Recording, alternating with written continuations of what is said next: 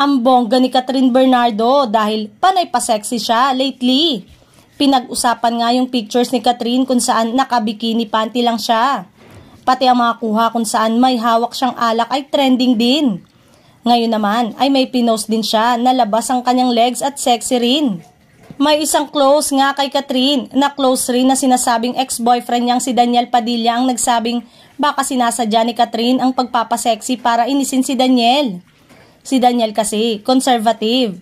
For sure daw na sobrang react na si Daniel sa pictures na pinopost ni Catherine ngayon.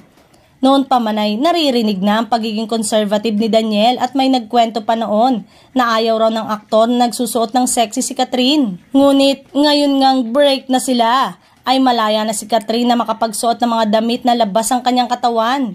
Ibang-iba na nga si Catherine kesa nga sa dati niyang karakter noong sila pa ni Daniel Padilla. Wala nang pagpapakyut. At bagay sa kanya, parang nakawala talaga siya sa hawla. Kilalang may pagka-conservative boyfriend si Daniel kaya siguro hindi nagagawa noon ng aktres ang maging modern.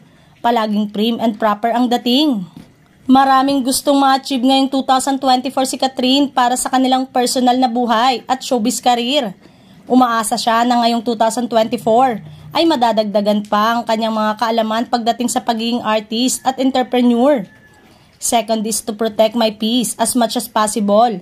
I choose my battles and find the way to protect that inner peace. Dagdag pa ng kapamilya actress.